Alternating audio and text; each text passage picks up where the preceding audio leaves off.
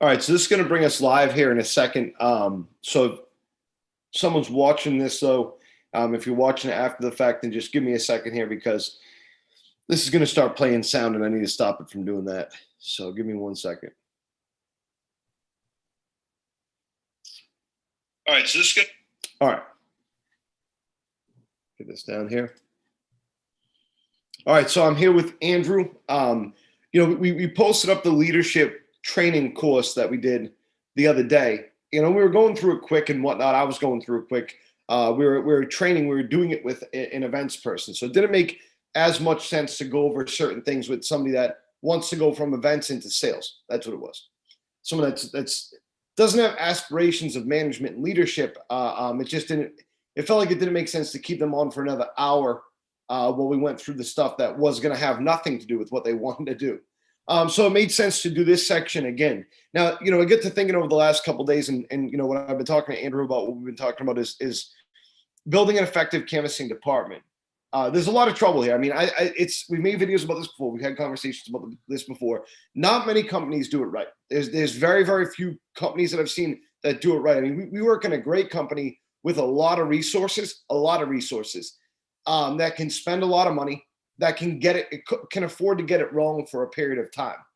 And even that company, I've seen them do it wrong so many times. I mean, the office that I work for now, that Andrew works for now, we without going into names and stuff like that, I've seen them hire before I got here, well before Andrew got here, maybe 15 different people and fail at it. I've had to train those people and watch them fail at the job. So I just felt like it would be good for us to kind of outline what an effective canvassing team does and what it is. Now, what we've created here was the best practices, and this is created over years of experience. I don't know, Andrew, what are you in, 4 years now? Yeah. All right, so 15 years total experience doing this job and doing it successfully too. I've met many people. I won't go over the names, but Andrew, you've met many people. By the way, too, if you remember the guy who had that Facebook incident, I met a guy who worked for him at that other company. You know what I'm talking about? Yes. Yeah, I met a guy. He was supposed to call me today for he wanted to do a Zoom interview, but I didn't hear from him, so we'll see. He didn't seem too reliable. The conversation we had at the mall there. Yeah. So I've talked to we've met a lot of people. Just because you've been doing it for a long time doesn't mean that you're effective at it.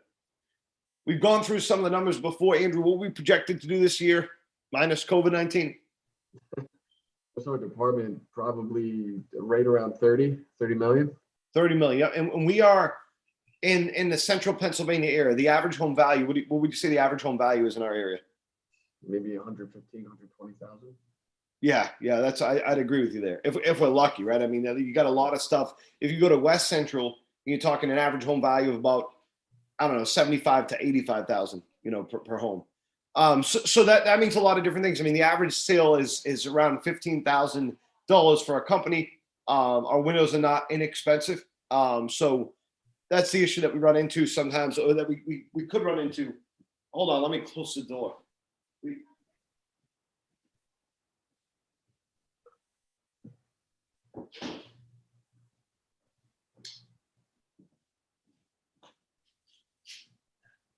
Sorry about that. We got the kids wanting. This is every time. I swear it's crazy. It's like they try to kill the dog with these silicone things every day, dude. Every day I find a new one on the floor, and I give them the same speech every time. It's like they want to assassinate the dog, the job. Yeah, poor pup. Yes, but that's been the job this weekend. Is of course they're out of school, and you know how it goes and whatnot. So yeah, dude, I get it. So back to where we're at though. So these are issues that we run into, that we have potential for running into that a lot of other companies don't have to deal with. They don't have to deal with an average sale issue and whatnot. We do benefit from the name of our company being a big name, being a positive name. So there's benefits and there's inefficiencies everywhere you go. But I tell you what, you look across the country. We last year were number one in sales. We were number one in issued leads. This year we would have by far been number one in issued leads and sales. I mean, if we would have just grown by not even our average growth rate, because that can go down potentially. Let's say, for example, you get bigger, growth percentage can get smaller, right? So even if we grew by 5-6%, I mean, we would have been talking, you know, between 35 and $40 million as a canvassing department in an area with average home value of about $100,000. You know, when you combine our two locations that we have, we just added on a third location, which is much smaller than our other two. Hopefully, we can continue growing and growing, right? So Andrew's been at this for 4 years. Like he said, we both started in the same place. We both started as canvassers, right? He started as a canvasser 4 years ago. I started as a canvasser now at this point 10 years ago. And what I'll say about it is that, sorry, my kids are like slamming doors back here and stuff like that. It's just, what is going on? It's like they know what we're doing here, and they're like, how can we make this difficult for Dad? I'll tell you what, I might beat him when I get off. I'm just kidding. I'm not going to do it, but they drive me crazy. So we started in the same spot, canvassers. And Andrew, I don't know what your experience was, but I never thought that I'd be doing something like canvassing. It never was something that I thought was on my radar. How about you? Absolutely not. I would never, ever in a million years, if you would have asked me 5-6 years ago, I wouldn't even have thought of the idea. Yeah, I agree. I mean, I wouldn't have thought about doing much, I guess, but I mean, definitely canvassing was sales in general. I mean, dealing with people was not my thing. I know that you were in jobs in the past where you've dealt with people. Dealing with people was not my thing. I hated it. I wanted nothing to do with it. You never mind leading a group of people that had to do a job that I thought that I would hate going into it, you know? But it's a crazy world, you know, and you get into things and whatnot. It's a lot more fun than you think. And that's the first thing I'd say you need, Andrew, is you need a group of people that can see it as fun. They don't have to start out that way, but they need to have an open mind, and they need to be able to see it as a fun job. You know, if you have managers that are constantly looking to leave, it's fine when people want to grow. That shouldn't be their constant outlook, right? The patience is important. You know, both Andrew and I took the same path. We went from canvassing to a team leader position, which we're going to talk about today. It's a position where when you grow you can't be constantly focused on how can I leave and go to the next role, because you won't succeed. And what do you got to say about that, Andrew? No, absolutely. Absolutely. It's a position in which it demands your full attention, you know? So yeah, absolutely. If you start thinking about other things, and you become, you know, kind of distracted, the numbers will show exactly that. And you see that all the time from people too. You can actually, I don't know about you, I can envision the conversation of, yeah, well, I just thought, you know, I think it's about time. I'm doing real well with this and that. And typically it's a person that's failing drastically at the job that's bringing that up that way, you know, because if they were doing well, then they wouldn't be thinking about leaving it. That's the irony of the whole thing, right? So we're going to talk about today how to prevent that, how to build your team effectively, then how to manage that team effectively. Okay. I guess, Andrew, let's do this. We're going to reverse this a little bit. Let's talk about starting a team first, because if before we get to the rules and the standards, right, the best practices, I think it makes more sense to almost start from growing a team. So, you know, one of the things that we've been talking about is the difficulty of beginning to manage more and more people. Okay. The first thing that we're going to talk about, regardless, is recruiting. So why don't you give us some pointers on recruiting? Then I'll jump in there at some point too. Okay. So obviously, I mean, first and foremost, if you're trying to grow a team, you need people, right? You need people to bring together to grow that team. So first and foremost, recruiting is going to be the most important thing for anybody that's just starting out, either building a team or, you know, maybe a department manager that has finally found, you know, his person that he feels, you know, is ready to lead that team. The recruiting is very, very important. Now, you know, I know that me and Paul, we were kind of talking about some effective ways about going, you know, to recruit individuals. And so there's a lot of different tools that we have to, you know, at our disposal. There's certain things that you can, you know, through online initiatives like Indeed or ZipRecruiter. But what we have found is when you do several different things at the same time, you know, when everyone's running on all cylinders and doing the right thing. So maybe some days we go to job fairs, and maybe another day we go recruit at colleges, or maybe another day we get on Indeed or ZipRecruiter. Each one of those outlets has pros and cons, right? Indeed is great. Like I was talking to Paul, at least from my experience and where we're at in Central PA, Indeed is great for bulk. It's great for numbers, right? It's great for just getting to as many people as possible in a short amount of time. They're not everyone's going to be an all-star, you know. ZipRecruiter for us seems to bring in a higher caliber individual, but there are certain drawbacks that come with that. There's fewer people, and the outlook is more specified from what they're looking for, from what we're looking for.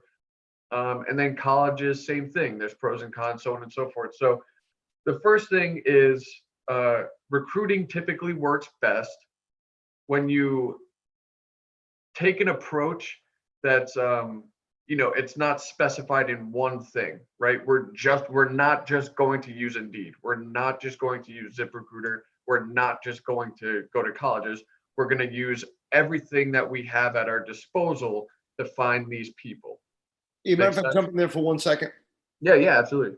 I always talk whenever we're talking to somebody that's new about it and whatnot. I always talk about it as diversifying your portfolio. You know, if you're going to invest, I mean, let's look at like Indeed as an Amazon. It's a safe investment. It's a growing company. It's gone up by thousands and thousands and thousands, but it could have an off day too. You're not just going to invest in Amazon. You always want to keep the gold. You know, you always want to have. I mean, Bitcoin's a newer thing and whatnot, but it's highly volatile. And that's how I look at some of these other different things. If you're putting all your eggs in one basket with Indeed, you're going to spend a lot of money. I mean, a lot of you that might see this video, if you're from outside this company, people that might see this video, you might have a smaller company. You might not be able to dump, the $1,000 a month or whatever that we dump into Indeed. You might want to make a lower budget, $50, $100 a month, and that's fine. That's fine. You just have to diversify what you're doing. So Andrew touched on Indeed and ZipRecruiter. There's other online things like Craigslist, which you don't get much from. There's things like social media. We have a video about recruiting, I believe, on this channel, but I'll definitely dig it up. But there's going on social media, going onto Facebook. When you start hiring employees, you should be dependent on them bringing people in with them, referrals. Give them a bonus for it. And that's where you're going to get your more dependable people, typically, depending on who you hire, of course. Job fairs, reaching out to your local unemployment office. There's a lot of people that are out there dying for work. Most of those things are free.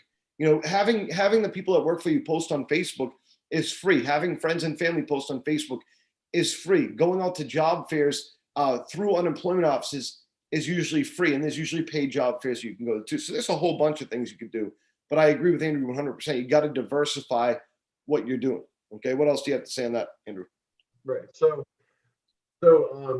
after the diversification, right, and you're putting your feelers out everywhere, and you start getting in contact with people. That phone interview is very important. And what typically we have found that works best is you need to, just like in a lot of what we do, the people that do best at this, right, that make the most of an impact are the individuals that control the conversation.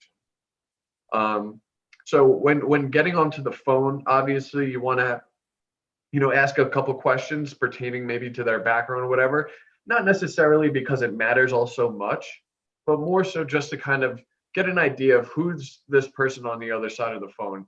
Are they a talkative individual, or is this conversation going to be like pulling teeth? And those are going to give me those first initial impressions, right, of this person, right? Is this somebody worth bringing in or not? And then going from there, it's about, like I said, controlling the conversation, not going too in depth about what the actual job is, what the pay structure is, the benefits, all those specifics are better suited and should always be suited for the face-to-face interview. So the phone screen really, for more or less, is really just to essentially get a feeling for that individual, introduce yourself and the company to that individual, and invite them in to come to sit down face-to-face with you. Do you have anything to say on that, Paul? Yeah, I agree 100%. And that's when we see that's when we see the most failure is when the conversation is handed over to the person you're talking to. As I usually say to people, it's for interviewing them, it's not for them interviewing you. You can't let the person that you're talking to interview you. And you got to think logically too. I mean, with these aspects of the job, when we say to somebody, "Hey, do you want to go door to door and knock on houses?" Then they're going to say no. I mean, a lot of times they're going to say no. Most of the people that work for us now, who are highly successful at what they do, if you said to them when they were hired, "Do you want to go knock doors?" then they would say no. You got to get in front of that person. You got to be able to have a conversation with that person, and that's Right. what you're going to get. You're going to give them all the information. You can even assure them. I've told people on the phone, they keep asking questions. I say, no, listen, I'm going to go over everything with you. I promise you that. I promise when you leave here, when you leave the office, I will answer every question that you have by the time you're gone. Okay. But we're going to do that in person. Okay. When I can see you and meet you and make sure that I like it. Right. Who knows? I might not want to spend much time with them at all. They might walk in the door and I might send them right back out. You just might not like their personality. Right. They could walk in. There's a million different reasons why you won't hire somebody. Why waste your time there on the phone? The issues that come up are A, you're going to have the wrong people coming in for the interviews. Okay, so number one, let's say I call somebody, right? One of the things that we do is we pay hourly plus commission. So let's say I pay everybody $10 or $11 an hour plus commission, and I'm calling all these people and whatnot. And my ad probably says average of $25 to $30 an hour, or 22 to whatever dollars an hour. If you're starting out, I think it's safe for you. If you're a company that's even halfway decent, it's safe for you to say at a minimum $18 to $20 an hour. So these candidates that I'm talking to, if I start talking $11, $10 an hour with them, they've never worked commission before, they're going to be done before I even finish the conversation. They've already decided. They might tell you they're coming in, they're not going to show up for the interview. But when you can sit down and you can show them how they make this money, how easy and simple it is, and you can show them people that have done it in the past, people that are doing it currently, it's very, very easy to interest them in the job. You know, but yeah, if you lay it out on the phone to that person, then you're going to get in that person that's looking for $10 or $11 an hour, the person that probably should be working at, some sort of McDonald's operation or Walmart or something like that. And that's the level of quality that you're going to achieve all the time. The second problem is less people are going to show up. Listen, people will be nice typically on the phone. Sometimes they won't be. They might hang up on you. But even if they set up an interview, your show rate, which is the most significant metric when it comes to interviews, your show rate is going to be so low. And the reason why it's so important is because, look, I can go all day and not set up an interview. At least I'm not wasting my time, and on the back end. If I set up a bunch of interviews, they don't show up. I'm sitting there all day twiddling my thumbs, waiting for interviews to show up.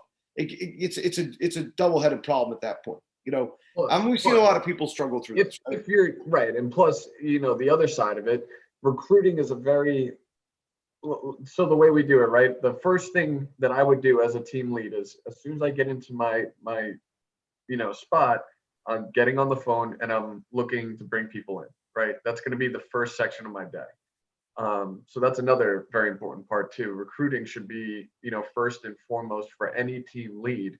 That should be their number one goal, especially in the beginning, is I need to bring more individuals in.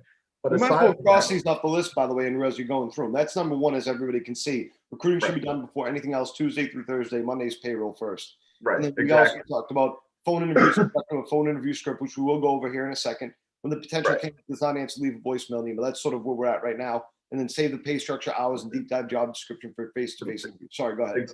Exactly. No, and that's a good point because I was, it exactly, follows the best practices. And again, just to kind of go back, that's kind of what made us so successful is just following these suggestions right here. But if you if your show rate is, kind of lackluster, not only are you sitting around waiting all day for these people that you thought, you cleared up your schedule because you thought you had a 10:30 and 11:30 and a 1 and a 2 coming in and they're not here. But then all that time that you spent throughout the week talking to these people, an hour and a half every single day for the last 5 days, it was all for nothing. That was wasted time.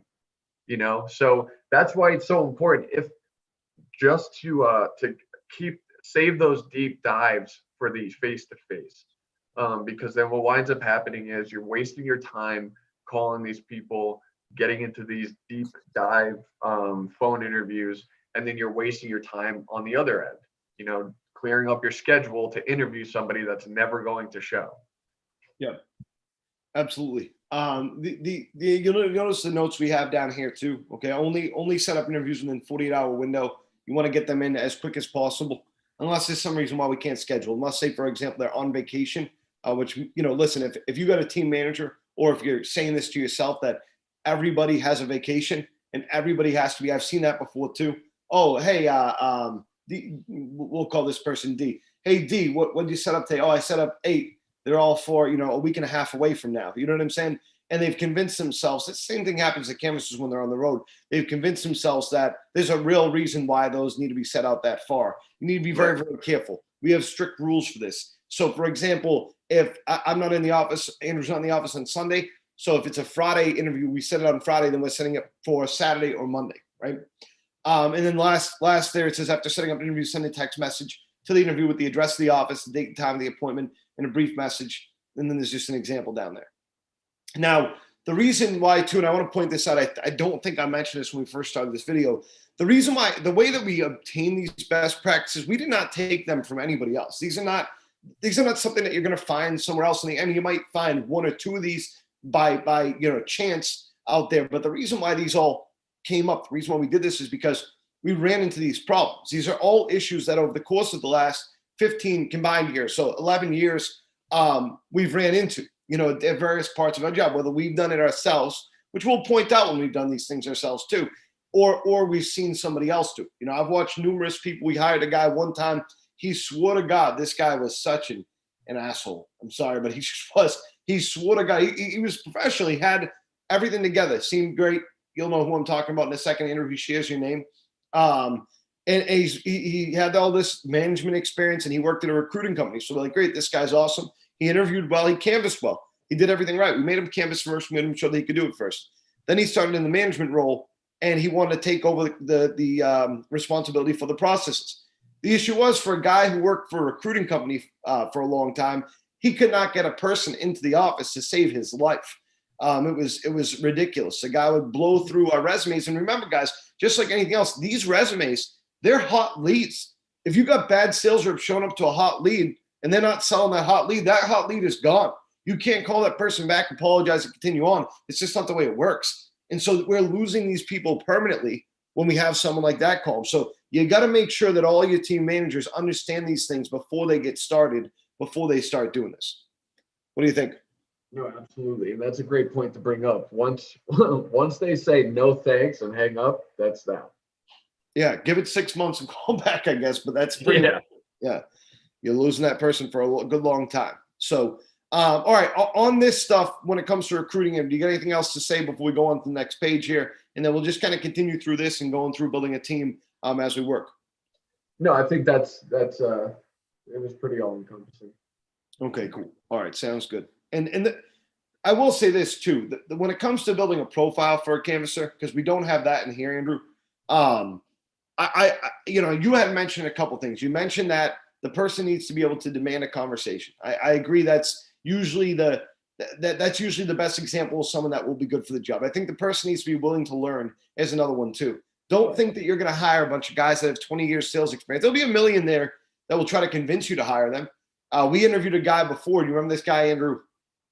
Who he ran a bunch of canvassing operations. He's the best in the world. TG is his so we didn't hire him, but we're sort of in a little bit of a desperate place. We wanted to grow. We thought it would be a good message to the rest of the team leads. Hey, we're hiring this guy with a lot of experience, and thank God we didn't. We didn't hire him. He was one of them guys where there's a reason why he's been to a million different canvassing operations. He probably knows the job real well, but he's so arrogant. That guy wasn't going to learn any of the things that we taught him. He's 20 years our senior. He's not going to try to learn anything that we taught him. And that's the issue there. Get young, impressionable people. They don't have to be young, by the way, too. By young, you can be young-minded. We have a guy working for us now who really screwed up the beginning part of his life. Most of us did, by the way, too. The beginning part of his adult life, though. And now he's focused on family and, for him, God and work. And those are kind of his 3 focuses. So he's really, really good at what he does. We got another guy working for us that, worked in the family business for a long time, is again older, about our age. now wanting to get out of that family business. We got a lot of people working for us that are really, really great. You know, some other people that just thought that their whole entire life was going to be warehousing. They've never done sales before, but they're like, oh, this warehousing will get me real, real far. I'll be able to grow. I'll be fine. And they decided at 30 years old, that wasn't going to be best for them, you know? And so there's a lot of different kind of people that you can hire, but I'd say as a profile, you're looking for someone who's at least under the age of 40, typically, okay? Probably under the age of 30. And you're looking for someone that is willing to learn. That in the interview screams, I'm willing to learn. Not I know everything, but I'm willing to learn. What else do you think is important for building a profile, Andrew? Well, I think, yeah, number one, that's probably the most important thing. The willingness to take suggestions and actually put forth effort, to actually try. So to listen to the message, actually heed the message, and then put it into practice. The number one thing that I can assure you is I've watched more individuals change, right, and become better, that were just willing to listen and learn, than somebody that just had natural talent but was, unteachable. So yeah, I think that would definitely be the most important thing. I think obviously, yes, holding a conversation, being able to be conversational. I wouldn't say it's a must have, like do or die, but it's a definite help. And I think coaching is paramount. If they could take the information, then that's the most important thing. Now, Andrew, the thing that's taboo too, that nobody talks about, because I think everybody gets scared about it, is I've heard a million people ask me, so I'm just going to address it, is what about women, right? And that's, I know it's a taboo thing. Look, it's not about women or men or whatever. That's everybody can have the same profile. I've seen plenty of women do fantastic in this job. The biggest thing is, can you create a clean and effective environment for everybody, a safe environment for everybody? We're going out there on the road. We're in neighborhoods. Are you going to put your people in safe neighborhoods? Are you going to check in with them throughout the day? Are you going to make sure that they're safe throughout the day? That goes for any person of any gender, religion, race, whatever. Anybody can be effective. I think that you should never bar somebody from a job. Obviously, it's probably illegal anyways, but you should never bar somebody from a job because of their gender. I think that you just need to be clear with every person that you talk to, every person that you hire, on what the intention of the job is, the places that you go to, and what you expect out of them. And I think as long as you do that, then it doesn't matter who they are. As long as they have the skill set for the job, then they'll be fine. What do you think? Yeah, agreed. Do we have more men that have been effective in our department? Well, yeah, I think that we have more people that are applying for the job that are men. That's just the way it is. You know what I'm saying? If we have, I bet you 80% of people that apply for a job are men. So of course we're going to naturally call more, and therefore we're going to hire more based on the amount of people that apply, right?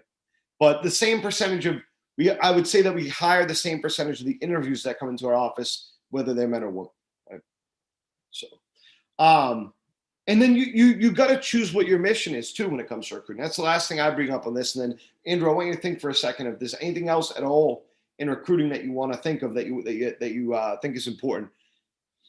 When you're bringing people in, you want to think about what you're looking for too. If you're looking to add a lot of people, then you're going to need to hire a large percentage of the interviews that come in, and obviously you're going to get lower quality people. And really, that's fine. I mean, it's all about what you're looking for, right? As long as you're willing to deal with some of the headaches.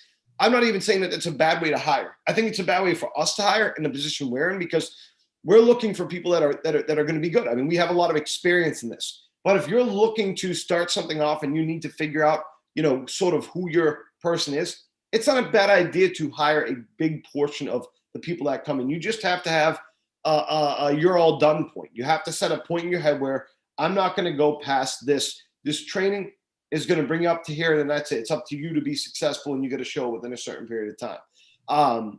We'll talk about sort of what we call success when we get to that part. But it's all about having parameters and what you're looking for. Go ahead, Andrew. And then the other thing that and this one really, I guess, hits close to home, because it's something that I was definitely, I guess, I was misrepresenting the job. I think when I first started actually interviewing people face to face, once these individuals were brought in, the biggest part of advice I could say is don't try to sell them the job. Don't feel like it's it's your duty to make it seem like this is the best job on earth and everything's going to be sunshine and rainbows. That was something that I used to do early on because I wanted to be so effective at, like, look, I can bring people in and I can get them hired. They want to work for me and with me. And it was just a really wrong way to approach that because of the fact that you set a standard that's so high that seems so attainable, so easy, even a monkey could do it. And you show them the reality, and sometimes it's cold outside, or sometimes it's extremely hot outside. Sometimes it's raining. And because I was doing such a poor job on actually letting them know this is what this job is, this is what it entails, so be honest with them. Let them know exactly what it is that they're getting into, right? Don't make it seem like it's the worst thing in the world, but let them know, okay, look, you can make a lot of money, no doubt, but it isn't without its struggle.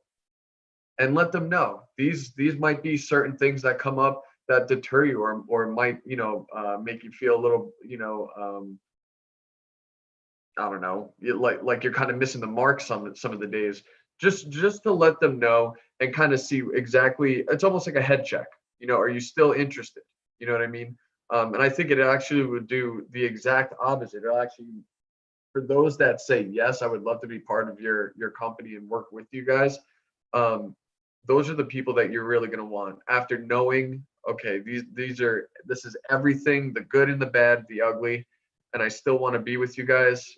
That it kind of shows you the true colors of certain people as well.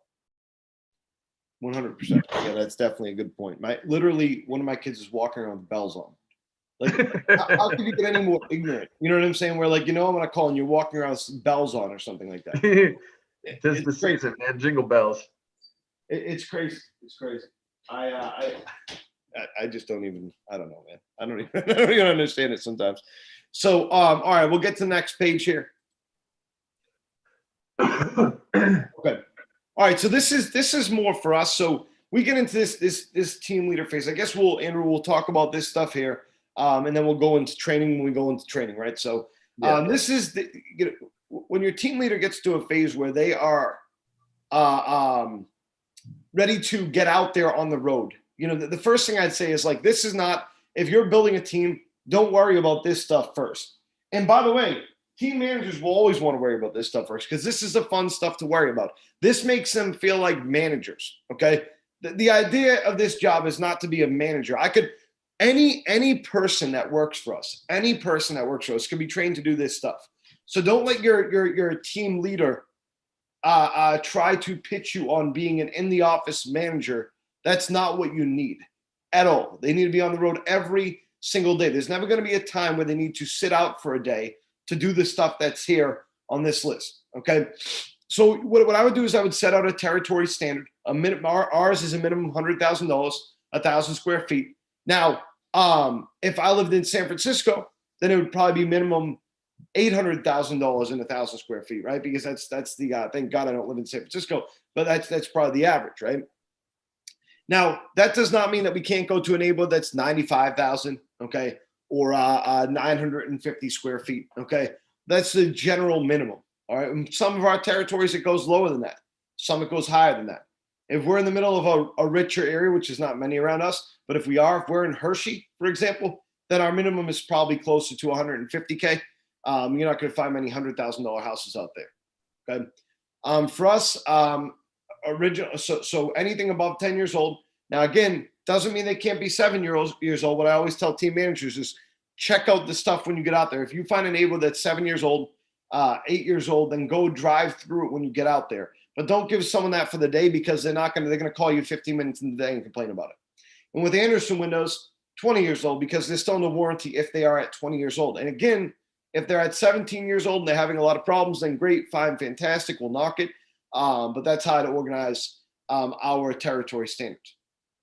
Now, to organize territory, we'll start in the corner of a map and cut it from the corner to the left or right, covering the entire map. Andrew, do you think it's a good idea if I show an example of that? Yeah, I think you should. All right, give me 1 second here then. And this is something that, while I'm getting this up, Andrew, why don't you talk a little bit about why people will Right. not do that? So, okay. So what Paul is about to show you, and the reason why it's so important. And again, I mean, it's kind of obviously it's going to be helpful to visualize it, but it is exactly as he says. You start on one side of the area and you just work your way throughout to the best of your ability, right? Now, what that means is, are there going to be maybe like little gaps here and there, maybe for a day, but then you fill those in the next day. What you don't want to do is maybe start in the total northeast side of the map, and then the next day you're in the southwest, and then the next day you're in the middle of the map. So, and the reason why a lot of people will do this is because they'll start in a territory, they'll, maybe they're looking at Zillow to kind of scout out certain spots in that territory the night before, the week before, maybe even the month before, and they have it in their head that this is a good area, this is a good area, this is a good area. And so they only start hitting the spots in which they know or they feel and believe that my team can get a lot of leads in these specific neighborhoods, right? The problem with that, so there's multiple problems with that actually.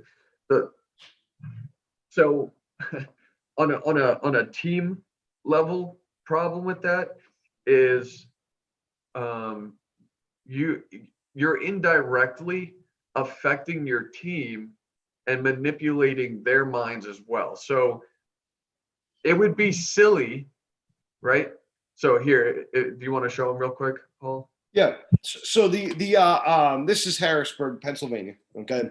The reason why I brought up Harrisburg is because Harrisburg is a place that has poor areas and it has relatively what we call rich areas, right? Which would be like $120,000 houses. It's an interesting place. What a manager, what I might do if I'm a manager that's not doing the proper thing here, is I might bring a guy over to this neighborhood right up here, okay, where it says right Buford Farms, whatever it's called, right here, okay, and then I might skip this area right here because maybe it's lower value, let's say. So I'll go here. I'm like, all right, these are $300,000 houses, and they're 1985 prime territory. Great, let's do that. Oh, these are sort of newer. They're 15 years old, but they're like, I don't know, the windows seem pretty fine because I've decided that I live outside that neighborhood, so I decided that. And then we're gonna skip this here because this is lower value. That's $100,000, so we're not gonna do that. But oh man, this neighborhood way over here, this is real nice. I like this because these are condos, these are towns, these are easy to do. Right? And they'll do this. Now what happens is they screw up the territory. For anybody else that goes back there, it eats through our territory. So for us, we had a crew before COVID, and I'm sure that we will pretty quickly after COVID, of like 50 people. So whenever you get to that point where you're in this case central Pennsylvania and you got 50 people, you need to take advantage of everything that you have. You can't have managers picking and choosing what they're going to do and when they're going to do it because you're going to keep on running into problems. So what ends up happening here is I'll get through, instead of Harrisburg, a town that should probably take me with the team, I don't know, if you include all this stuff in it, probably a month. When town that should take me a month takes me a week to do. And then I'm on to the next town. And I eat through so much territory that eventually it screws over the other managers, So that's one of the problems that we run into. And we'll reference that map again, I'm sure, in a minute, because there's a lot to go through in regards to that. Okay. So when we say, well, one second, Andrew, when we say organize the territory from the left to the right or whatever, from a corner of the map, what we mean is we use a system, okay, that's internal for our company. So it's tough to explain that. My suggestion is just if you don't have that, use a paper copy map. That's fine. Like there's no issue with that. I actually prefer that. I'm going to show you a different town for that though, just because it'll be much easier if I don't show you a city area. Let's use Carlisle. Okay, so you see how this area has a map drawn around it. Okay, now this would be the downtown area of Carlisle. I think Pennsylvania is weird. It's got townships, so this would be Carlisle Borough, and then there's township whatever around here and township whatever around in Middletown. I think it is, right, Andrew? Yeah. So let's pretend like this is Middletown Township. This is the whole area.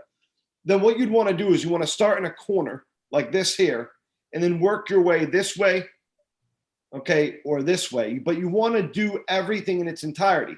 And the idea is if I do that, then I'm not going to have to drive from here to here to here to here. And by the end of it, I don't want to be driving. Look at this, the Trout Gallery. That's kind of interesting. You think that our friend bought that? So I'm not going to be driving from area to area, which again, here it might not look too hard, okay, to do. But if I go somewhere like up here and I start playing that game, then I'm going to be in big trouble. If I'm driving from this neighborhood over here to, I don't even know if there's another, to this neighborhood over here, because I don't feel like doing all these side streets and whatnot where there is houses, then I'm going to be in trouble. My team's going to be in trouble because I'm going to be driving around all day. Well, I should be working. Well, I should be out there getting leads. And your team's going to do this. That's the way it works because managers, sometimes they get a mind of their own and they think that they have a better way to do things. So I guarantee you that's a problem that if you get big enough, if you get enough people, then you're going to run into that problem. I guarantee you. That's something that comes up, relatively often that we have to crush. Right. What do you think? It's something that becomes a pain in the ass to crush because the only real effective way to kind of redo that and restart that is the team is going to have to bite the bullet, start back, right? Let's say they're right back to that same territory because, like what Paul was talking about, you continuously do that so often in all your areas. Instead of redoing territory every 6 to 9 months, you're now redoing territory every 3 to 4 months. There's one way though, Andrew. There's one other way to do it. A global pandemic. Right. right. Unless you luck out in a sense. But the only other way, aside from a pandemic would just be you're going to have to restart in that spot. Whether it was done 2 months ago, there's going to be stuff done 2 months ago, stuff done 6 months ago, stuff done a year ago because things that, that manager decided not to hit the last time around. You're just going to have to go through everything. Some of your guys are going to have to bite the bullet that are going to be in spots that were just done 2 months ago. They're going to have to redo and just wipe, put everything on a blank slate all at the same time again. That's really the only effective way to restart it. But the other thing too that winds up happening is like indirectly, it would be silly. It would be silly to think that your team manager, right, or me as the team manager, that my belief that what's good and what's not is going to stay with me. Eventually, what's going to happen is the people on that team, they're going to be put in similar stuff day in and day out because the team manager thinks that's the only good stuff to be done. And now you're creating a team of people that can only do a certain set of homes, a certain type of window, a certain value of house, a certain type of neighborhood. So you're indirectly influencing them to be worse at their job, to instead of being able to to be well-rounded and do multiple different stuff, you're only going to give them what you think is decent, which is going to negatively affect not just how many towns you can get to in a certain amount of time, but you're also going to negatively affect their talent level because they're only going to know, certain set stuff that you deem as the manager as decent stuff to hit. Yeah. Does that make sense? Yeah, of course. Yeah, that makes sense. Yeah, and that's I mean, what's going to end up happening, like you mentioned about somebody having to bite the bullet. I mean, you're alienating your entire team as a manager, and this is what we constantly see too. I mean, if you think back to Andrew, some of the worst managers that we had. I mean, we just let somebody go who, I mean, whenever everybody sort of celebrates it when someone's gone. I mean, that's when you know that there was a lack of effective management there, and it was because of things like this. It was because things like this kill morale ultimately. Because at some point, you're going to have to go back to the team of yours, and you're going to have to tell them that you did the wrong thing. Now, you probably won't tell them you did, but they're going to see through it as a team leader. They're going to say, they're going to see through the team leader, and they're going to lose respect for that person. So definitely makes your job more difficult. So just to follow along here, so it says pick a couple hours every 2 weeks to scout out the territory for the next couple weeks, whether at home or at office. Now, what that means is this: I would actually plan out as a team manager, and I know Andrew I sort of never got you into this as much to that level, anyways. I would plan out 6 months in advance. I mean, and now sometimes that would mean 4 months, right? If I blew through too much territory, maybe I had some people that just weren't as good or something like that. I was blowing through more territory, or maybe something happened, whatever. If I was blowing through too much territory, then it might be 4 months, or it might be 8 months. We start doing really, really well in an area. We're there for, double the amount of time we thought we were going to be, which would happen probably more often than not, right? So things like that would happen. But largely, what I would say at least is plan out the next 2 weeks. You should at least have 2 weeks to 4 weeks planned out. That means getting permits for the towns, understanding the amount of the towns that you're going to, getting permits for them. Now, permits, let's speak on those for 1 second. Permits is super important. We have not been perfect with getting them because some towns make it very difficult to get them.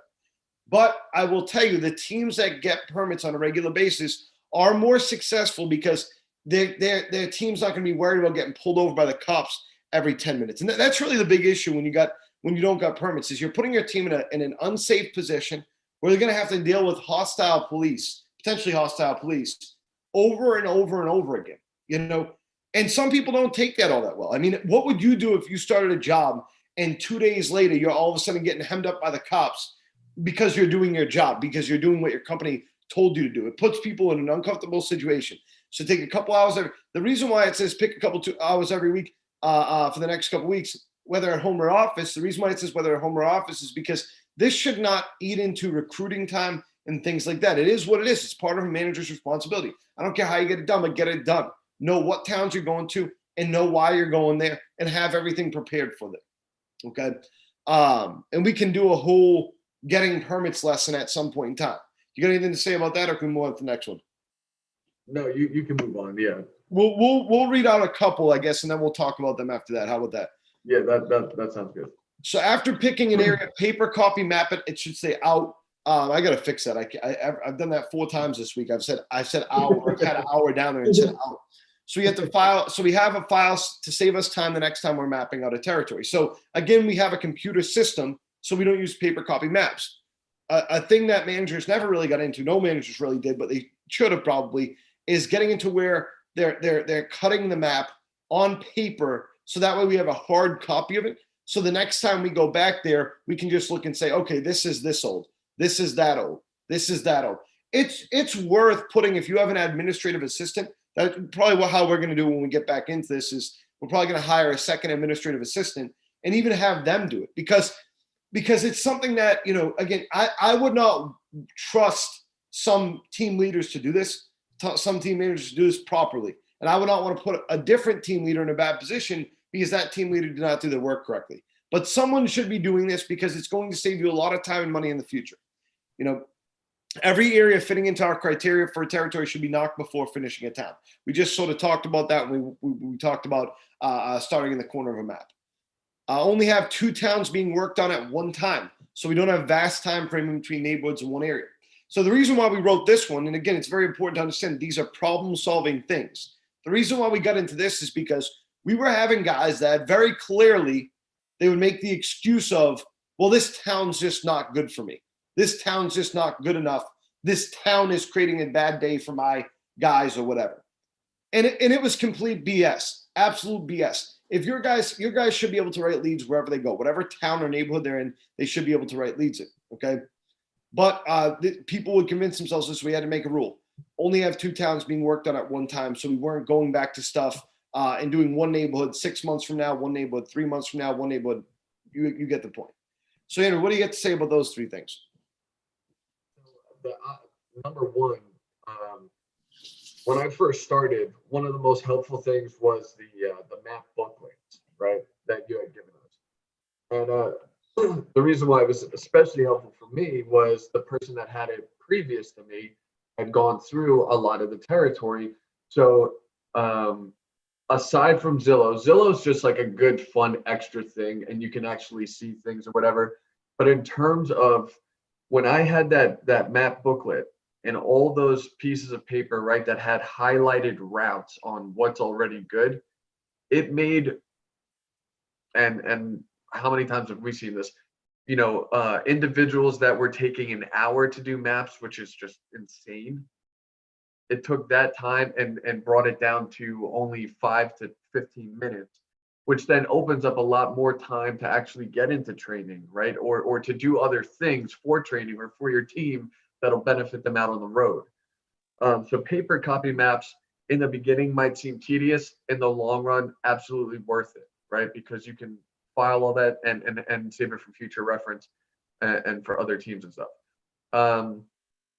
The every area fitting our criteria, okay.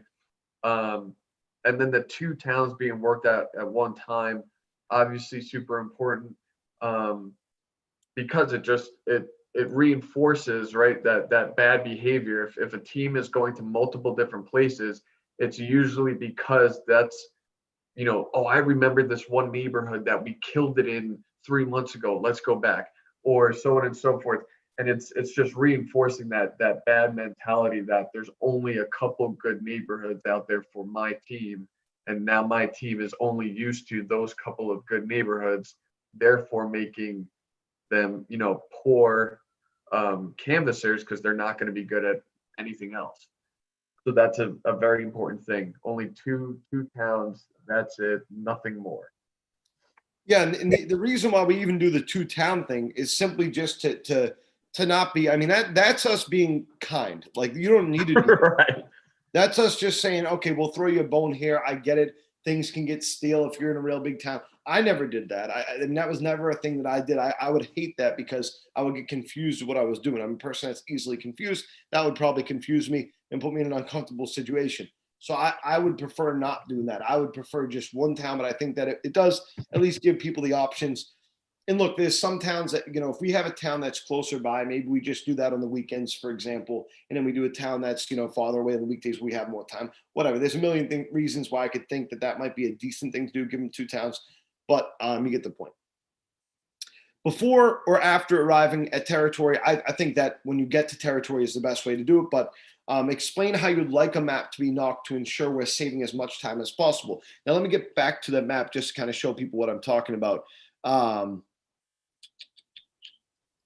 All right, so what I mean is this. So what the issue that I never saw this issue before, and I think, Andrew, you'd be fine with me saying this is something that your team, in the beginning at least, struggled with.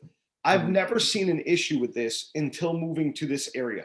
I've worked in many different offices and locations, but the thing is that from a Canvas team leader perspective, that's when I was doing that position, of course I didn't see a problem because this is something I was doing every day. Whenever I moved to the Philadelphia area, before I moved to this office here, and even when I went out to Colorado and to San Francisco and places like that, I always had this implemented on the ground. Like, I was out there showing people how to do it. It wasn't just something I told them to do in the office. So I think that, but what we started realizing was that we give people a neighborhood and they come up here. So let's say this is someone's neighborhood. This would be a big neighborhood. Let's say this area right here is the neighborhood. They would come over here, and then maybe they'd see, well, that looks good up there. Well, maybe there's a corner store here. I want to stop in and grab a drink. So they would come to that corner store. Then they would go in here to this neighborhood. And then they would do what they call zigzag. And they would zigzag this neighborhood, zigzag the whole neighborhood. And then they'd realize they were in a place that had no houses. And then they'd go, oh, no, okay, I got to walk all the way back now. And then they walk back a half hour. And then they'd start on this side of the street. Oh, I forgot to do that street. By the end of it, you as a manager had, 3 or 4 streets that were not knocked. 3 or 4 streets that were now ruined because you're not going to send someone back to a neighborhood that's going to take them 15, 20 minutes per street. Let's say a neighborhood that's going to take them 2 hours. So now you're in a worse position, right? The way that we typically would do it is, let's say I give somebody this neighborhood, I would explain to them, you're going to stay on the right. Now, the funny thing is when you tell people to stay on the right or the left, the funny thing is, I guess I just realized this, not that long ago. When you tell someone to stay on the right, they're literally going to be able to stay on the right for the most part. Okay, we call it a loop. When I tell someone to loop around, that's when they get to the end of the street to loop backwards, to loop back the other way.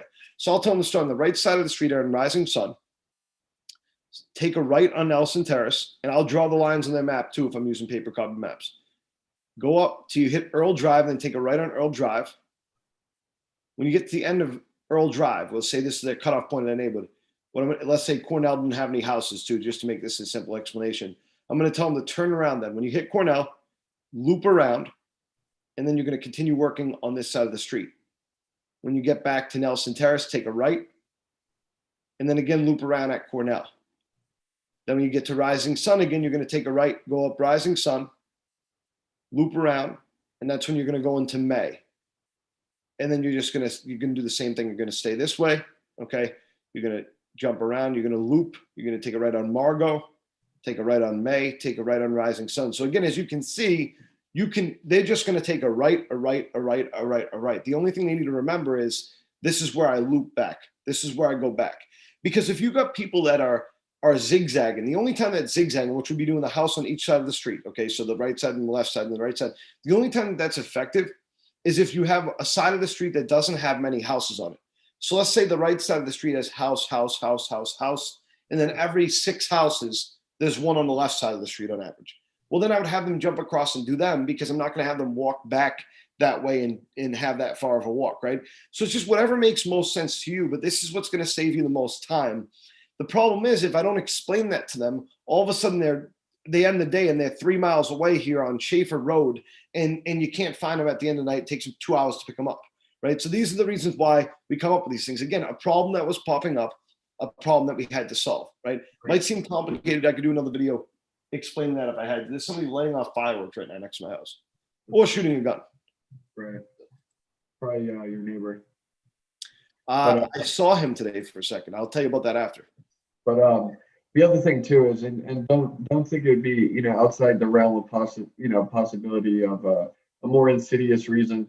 Aside from just making sure that your guys have the most efficient path to walk, it also creates a level of accountability. So for example, if I go back and I take a look, right? So for us, we have the ability because we use iPads and we have like an app system that all these punch times are recorded. If I go back and I look and I see, okay, there's a gap in this work history, or this individual was jumping from this street to this street to this street to this street, I now have, there's a level of accountability. They can no longer say to me, oh, well, I had no idea. And now the fault is on me as the team lead. No, if I go over this beforehand, I now can hold them accountable if, God forbid, something like that occurs, and I can actually sit down and say, hey, what happened? Why were you going back and forth? You knew that was not your route. You knew that was not the way to go about this. What happened, right? So it also provides a layer of accountability as well. I think it's a very good point, and that's something that we believe in, strongly is management accountability. Meaning that, one of the things we're going to go over here soon is we're going to talk about training, and when we talk about training, we're going to talk about note taking and whatnot, and holding people accountable. And we'll get into that more when we get into that. But if, in my opinion, if you have someone working for you, especially someone that's newer to the company, as a manager, your job is to not hold their hand through everything they need to do, but to give them clear instruction on what you want. My view is that if I give someone that's making drastically less than me, okay, or has been here for less time than me, then I should be letting them know directions, not telling them everything to do, but letting them know directions. If then they make a different issue, a mistake or whatever, that's on them. But I believe that I should be giving them clear direction for everything. We dealt with a situation the other day where we had an event situation, and this guy did not bring a setup to the event or whatever, but I guess he hadn't been told to bring a setup neither to the event.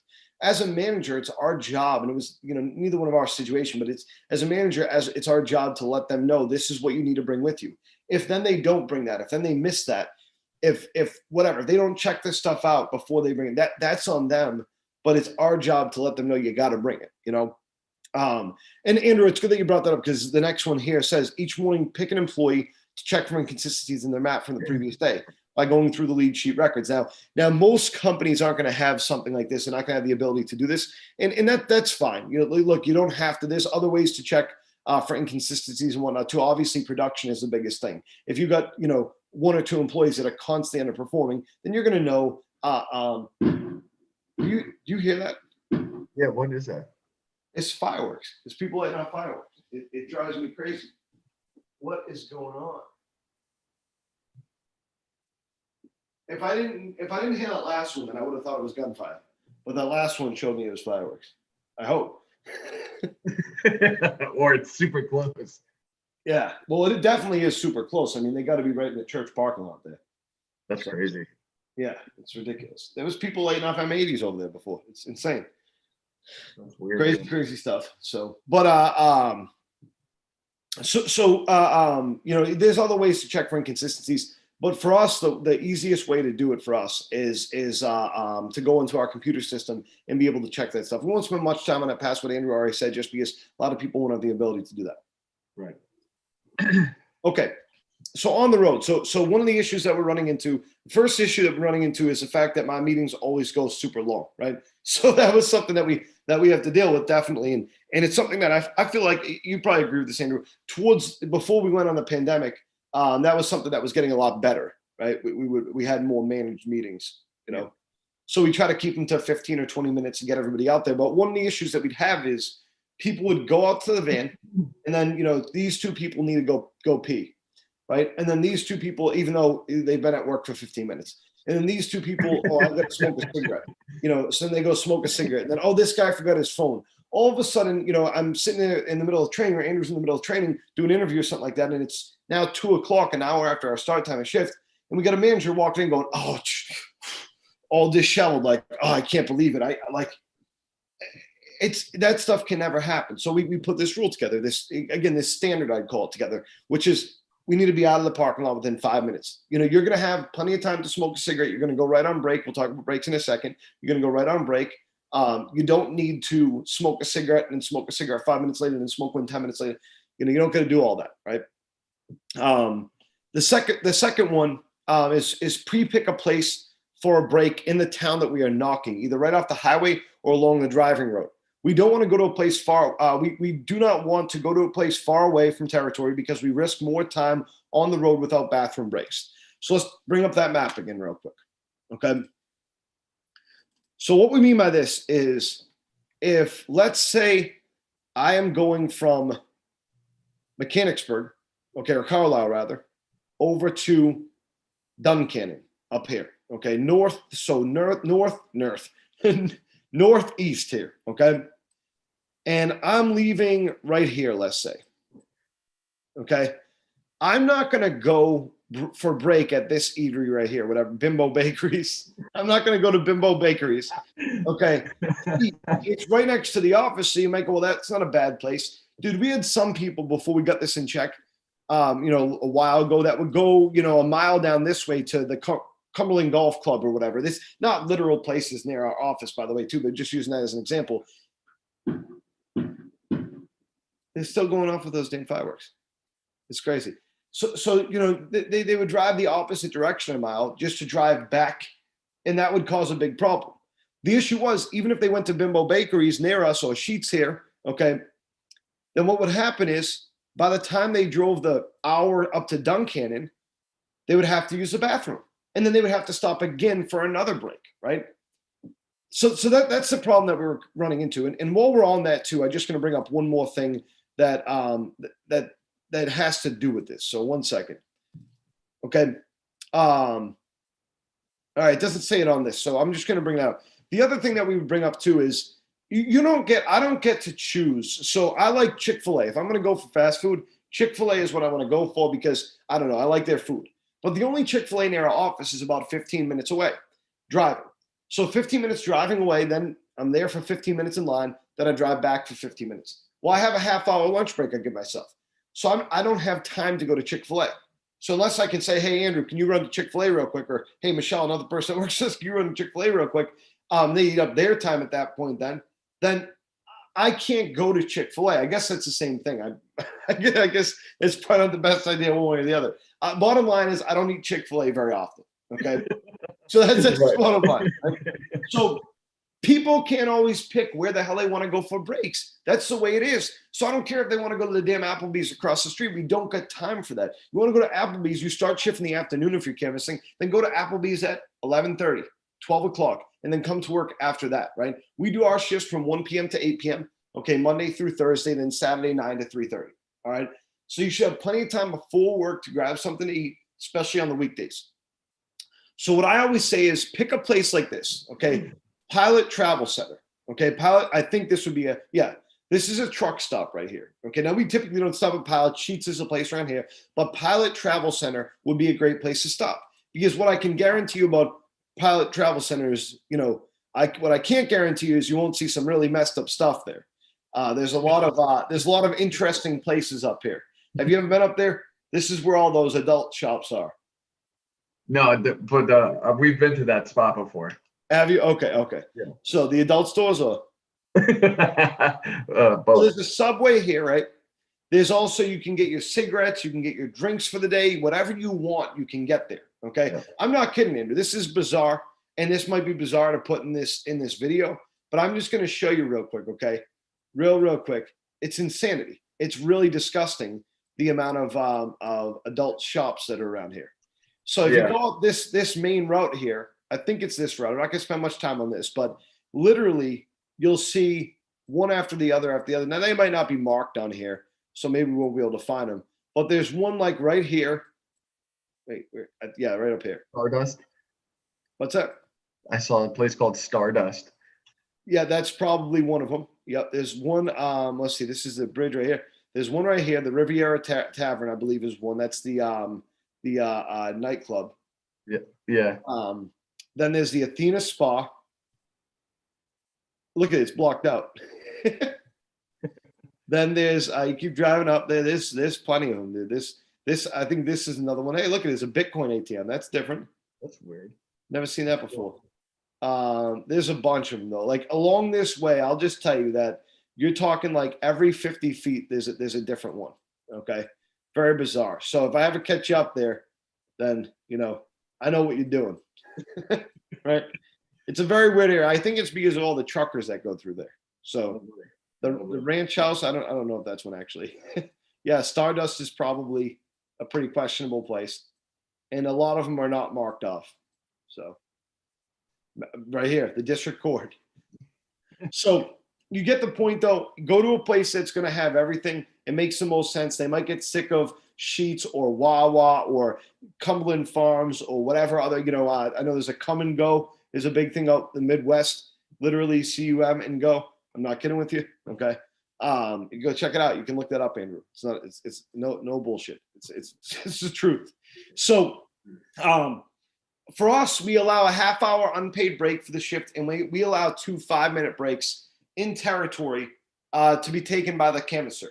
And the reason why we do that, again, so the way that we structure our day is we actually take our break in the beginning of the day. Now, this might sound weird, but there's a reason why we're the most effective canvassing department in the country.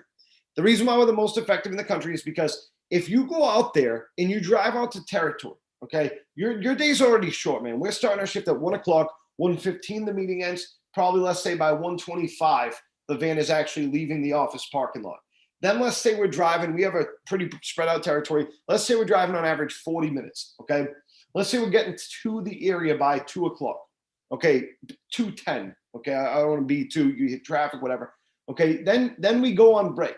So now people can go to the bathroom, they can do whatever they want, they can grab something to eat or whatever. Then by 3:15, let's say, most people are dropped off, okay? Now we have about between 5 and 6 hours left to do our job. A little bit less than that when you count drop-off time, all right? And this is something that every canvassing department struggles through. If we take our break off the beginning, let's say we have 5.5 to 6, let's say we have 6 hours throughout the day, then what we're doing is we're going to pick up every single person. We're going to drive to a break location. Then we're going to drive and drop everybody back off. That's completely inefficient, and it takes up so much time. So much time, it's insane. I cannot think of a feasible way that we could do something like that. If our company said all of a sudden you have to do that, then I don't know if I could stay with the company. It would become too ineffective and too inefficient unless we added more hours to our day, right? So, Andrew, I'll let you talk about that in 1 second. I'm just going to point out this one last thing here, and then I'll let you talk on that. So the 5-minute breaks taken by the canvasser would be like to eat a snack, smoke a cigarette, or whatever. And as it says here, if any team member would like to carry a snack with them, they may. However, we tell them they have to bring a drawstring style backpack, and any trash or food need to be back in that bag. They can't be on the street, obviously, right? Reason for a drawstring backpack for us is because a customer, it inspires confidence in the sense that if you can't walk out with a laptop in a drawstring backpack without it being noticed. It's more intimate on your back. It's not this massive backpack that makes you look shitty. So that's the reason why we do that. Andrew, what do you have to say about all that? Okay, so obviously all the break stuff, that's pretty self-explanatory. Getting food, where you go and get food is a lot more important than I think most people kind of think it is. It does matter. Absolutely, it matters. Number one, efficiency wise, yes, no doubt. It's going to be so much better for you to, eat a place closer to territory instead of a place that's like, as soon as you leave the building, okay, there's a McDonald's right down the road, let's eat there, and then drive another 40 minutes to territory where people are like, well, I really need to go to the bathroom. I'll straight up, people are going to be a lot more apt to ask to go to the bathroom if they feel like, well, I'm still in the van, I still have my manager's ear, I'm going to just keep telling them, hey, I really got to go to the bathroom.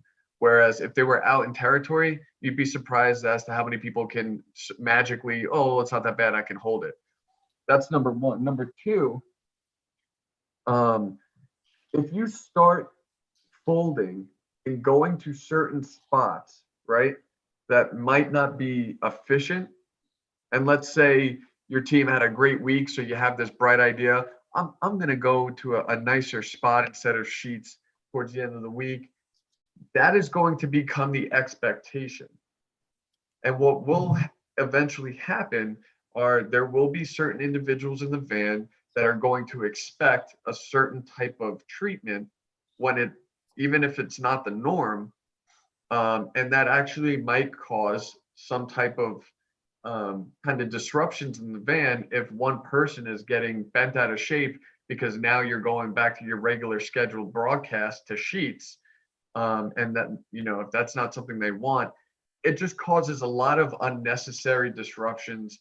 And it's just much more efficient. Just go to the spot that's closer to territory, and do it that way, instead of trying to find these nice areas once in a blue moon or whatever. Yeah, and it's something that even we've struggled with in the past too, but we try to keep wraps on as much as possible. Ultimately, the manager is responsible for this behavior. And as Andrew said there, if you set a standard, whatever you set your standard to be, that's what it's going to be. So you might find this rough, for example. We don't really do bathroom breaks. I mean, of course, we can't say to somebody, no, we're not going to bring you to the bathroom. Okay, but when people are hired, we tell them, listen, you're going to be expected to go 5 hours without using the bathroom. Can you do that? Like, can you go 5 hours without asking to go to the bathroom? Because that's going to be an important part of the job.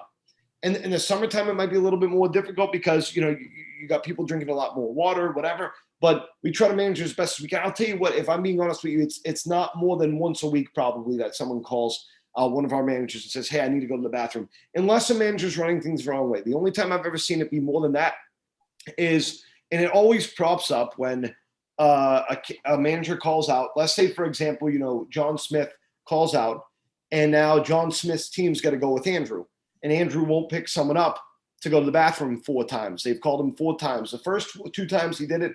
The second 2 times he's like, nope, not doing it. I've already brought you twice. And then that person goes, well, John Smith always lets me do this. John Smith always, that's how it always comes up. That's the way that we find out. But I'll tell you what, it's always the ineffective teams that have this problem. It's only the ineffective teams that have this problem. That's why it's so important to really heed this advice. Keep control of your teams, guys. Now, it's not about setting rules. The other thing I'll point out too is you want to become a tyrant. You want to become a dictator in the van. It's not a good idea. If your manager is acting like a dictator, it's because they set the wrong standard from the beginning. They feel very insecure, and they feel insecure because they have no control over their team. If you set these examples out to your canvassers from the jump, you're not going to run into these problems. Bottom line, okay. All right, going on to the next slide here. Looks like Andrew walked away for a second too, which is fine, Andrew. If you can hear me, we're going to get started on this stuff here. So continuing on the road, unless of an emergency, no team member should be picked up within knocking hours. Okay, you see that? And this is what we do as a stopgap to make sure that this does not happen. If someone needs to be picked up, we need to know what. So we need to know why. Of course, like if it was a bathroom break, for example, or if they just needed a snack or they were crying, whatever the case is. Usually it's a bathroom break, but we need to know why and for how long they were not working.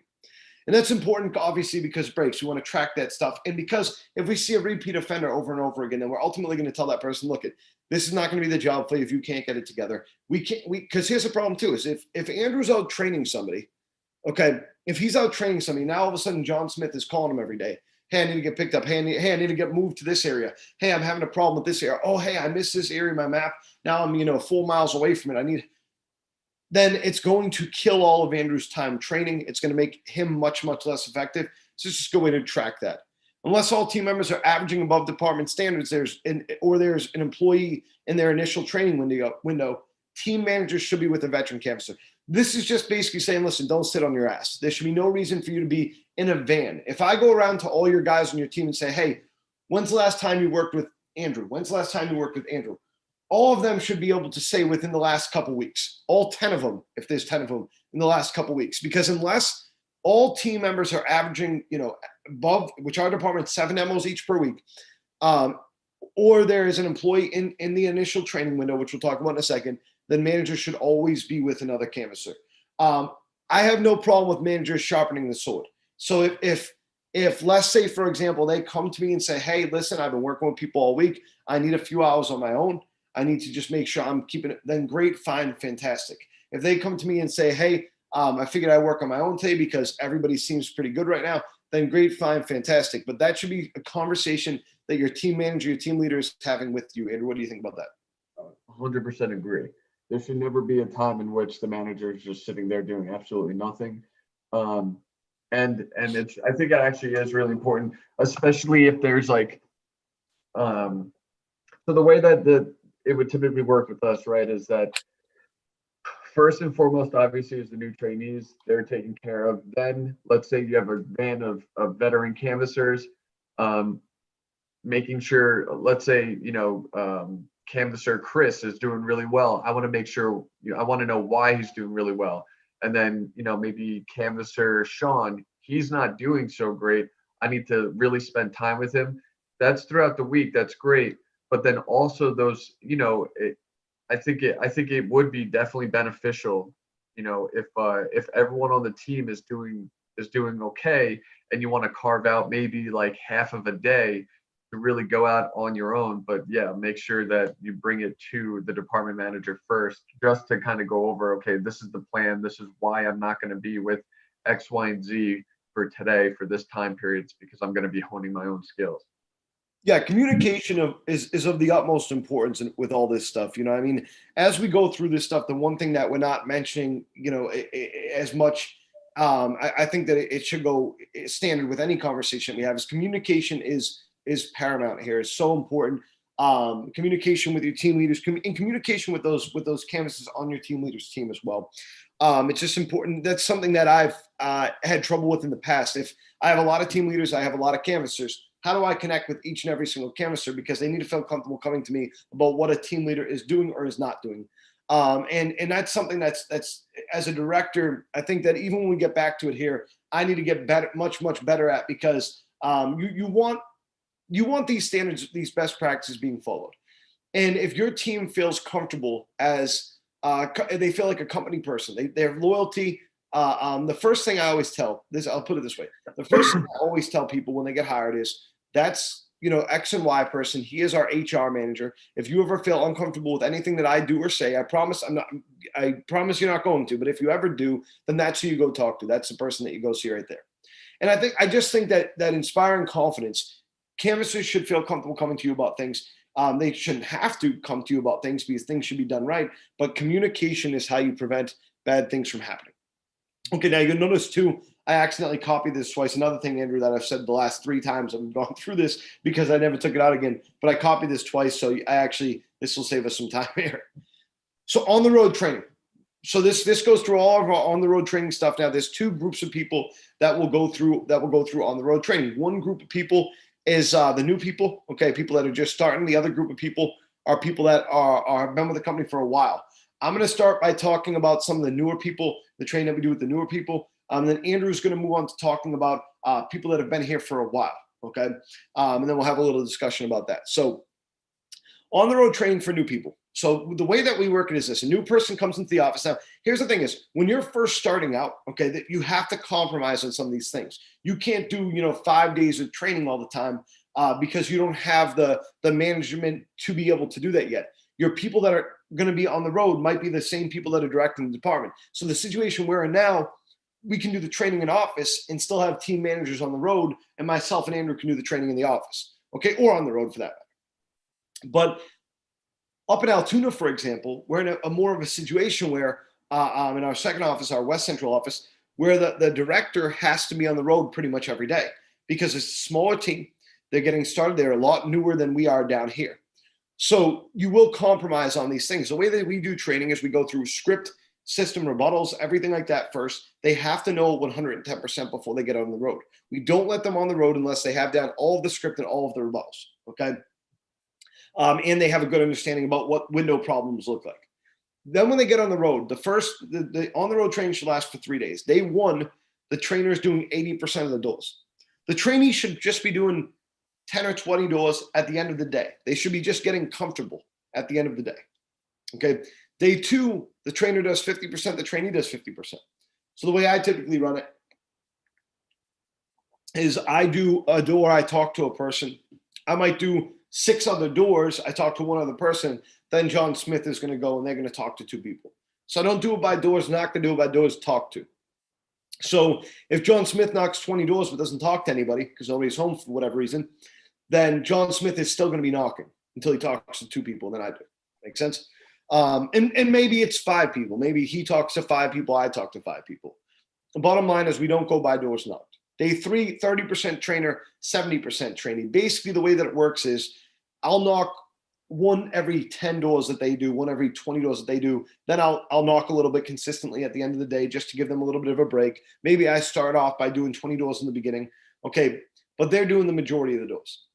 Then it says only approved trainers should train new employees. Now, the reason why I put that there is because we had a bit of an issue, just like a lot of departments do for a little while, where we have trainers, managers passing off trainees to new people, or not to new people, to veteran canvassers, passing off new people to them. It's the worst standard to set. It's the worst thing to happen because now you're not accountable at all for the training. I don't know who's training who, what they're learning, and the manager doesn't either. I would never want to do this as a team manager because I don't have control of the training process. What ends up happening there is whatever I want them to learn, I have no control over. How am I supposed to effectively manage that? Let's say the guy does get all screwed up and doesn't do well. How am I supposed to have control over that process? At the end of the day, if that person fails, how am I supposed to take account for that? As a team manager, you don't want, as a team leader, I assume you don't want to be in that role forever. You don't want anybody else to be responsible for that process. Okay. All right, Andrew, what do you think about that? Absolutely. The last thing that you said there, I would never feel comfortable with that. There have been times where maybe, due to certain circumstances, if I was spread thin, but that was once again, what's the word? Communication, right? Speaking to you, saying like, hey, we have 5 trainees out on the road today. I'm going to take 3 or 4. But this last individual, I won't have enough time or to really get involved with this individual. Is it cool if that person goes with, person X? So Yeah. there are certain plans in place if that need was there. But of course, communication goes first. For any just regular Joe Schmo that needs training and it's well within my ability to do it and I just pass it off on somebody else, exactly like you said, you don't know what's being taught there. You don't know exactly how much work they're actually, being given or being shown. You don't know about the notes that are being taken, if any. It's out of my hands, right? As a team lead, I want to make sure that everything that goes on with this new trainee, I have direct influence over, especially if they're going to be part of my team, right? I want to make sure that that team is as strong as possible, right? That is my first and foremost duty as that team lead, is to make sure that team is running on all cylinders. So, yeah, I mean, obviously, like you said, with everything, the day one, it's primarily the trainer and the trainee is going to watch for most of the day, right? They'll have a couple doors here and there, but that's really mostly for just getting the jitters out, and then so on and so forth. But the most important thing, aside from all this stuff, is the notes that are being taken on the first, second, and third day. All those notes that you need, that you take for that trainee, again, serves for accountability purposes, right?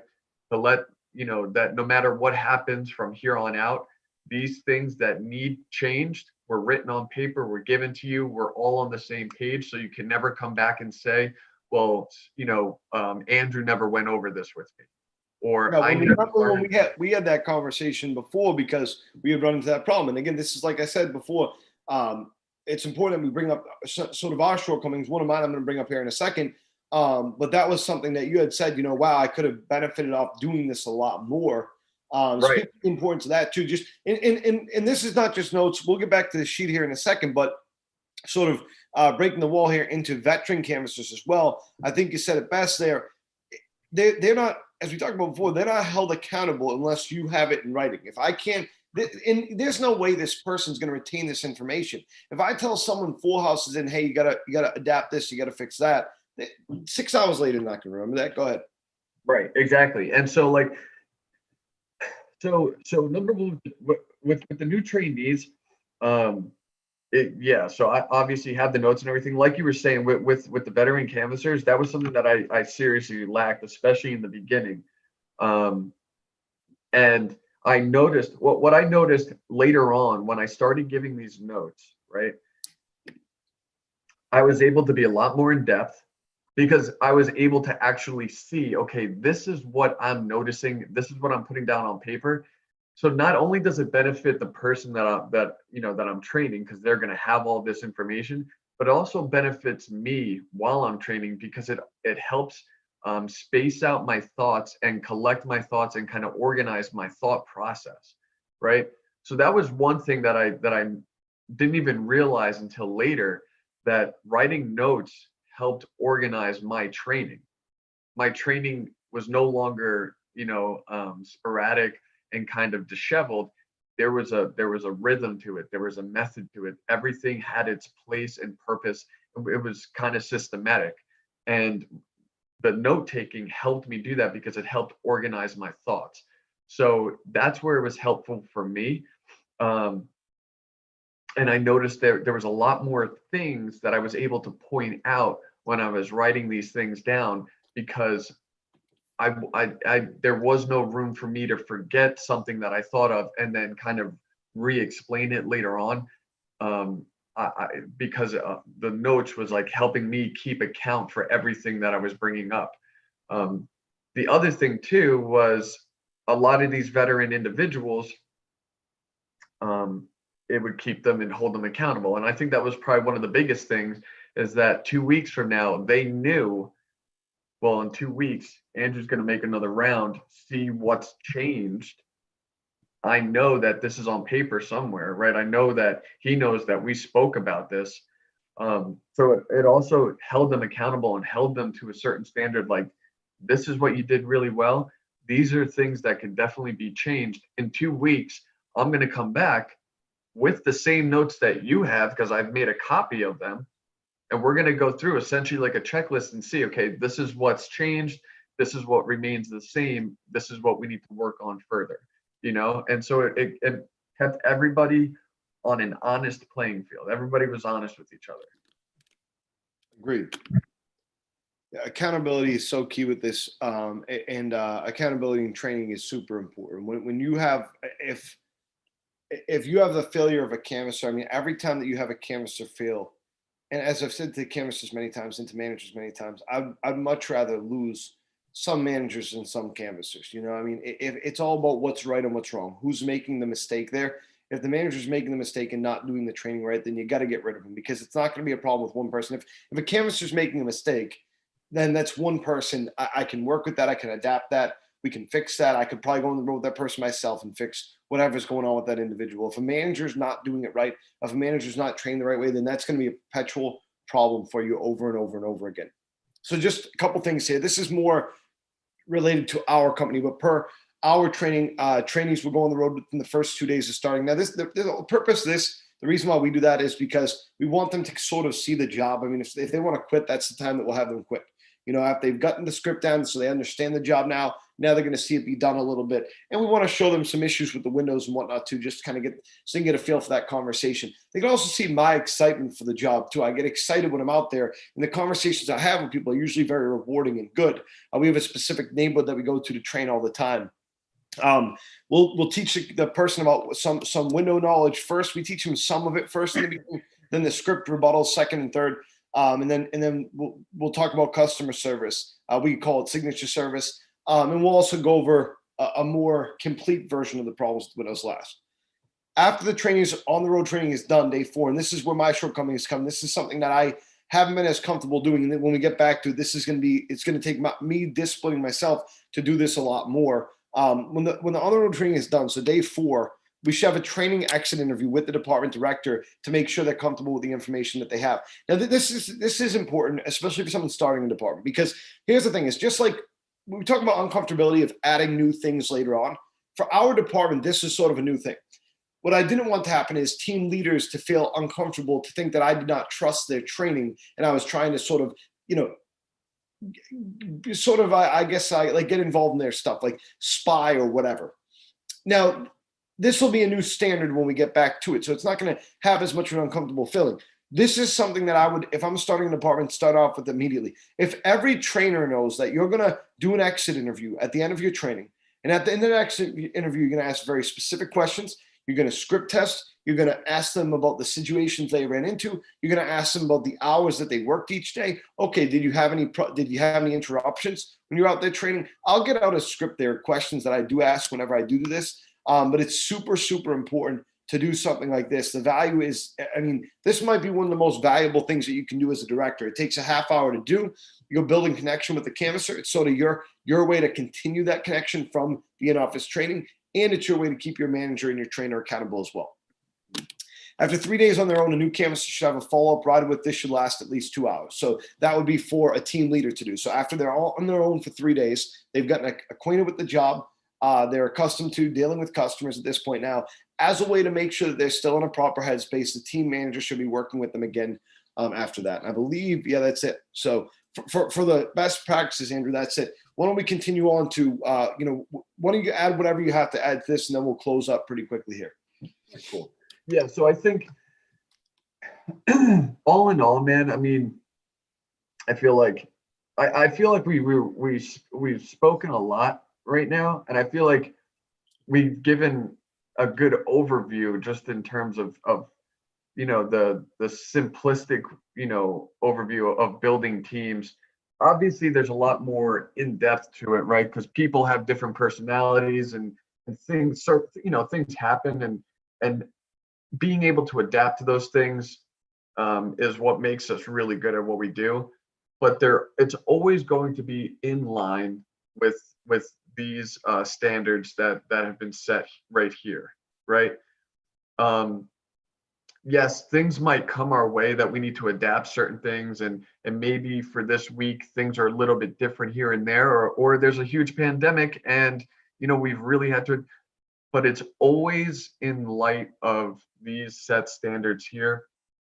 If you can build your department with these with a specific goal in mind, and those standards, right, that are like the backbone to build you towards that goal, and you're training people in light of all this, you should be left with a pretty sturdy team that you can effectively manage well. You know what I mean?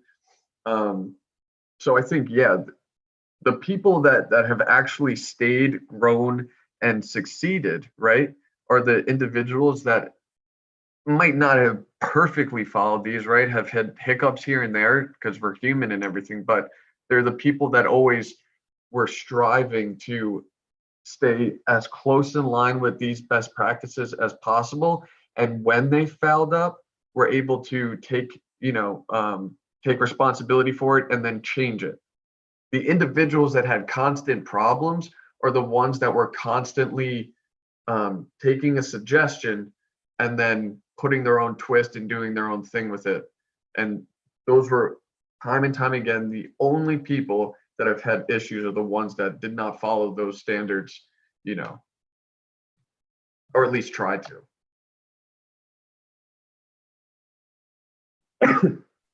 Muted this. Sorry. Agreed. And I think that you know, just to finish this off, my biggest suggestion for anybody starting a department in canvassing is reach out to friends, reach out to people that you know in the business. Don't, you know, try your hardest not to hire some consultant that's going to come in and do all these weird things to your business and spend a ton of your money. Try to keep your cost of marketing as efficient as you can. Try to keep your cost of marketing at a 14% or so, 13%. I think ours is closer to a 10%, and with a lot of business. And you're going to love canvassing. You're going to love the way that it goes. Okay. Make whatever manager or team leader that you hire canvas first. They should never go directly into a management role. I don't care if they've done it before for other companies. Make them show you that they can canvas first to a high level. And there's a lot of scripting and systems out there and whatnot.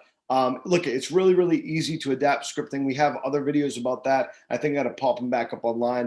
We got to put them on another channel or something like that. But we can make scripting videos easy, no problem. Scripting is easy. It's just, it's that's a whole nother video. I could get to that right now. Right? But all right, Andrew, I will talk to you soon, man. I guess I'll see you tomorrow, right?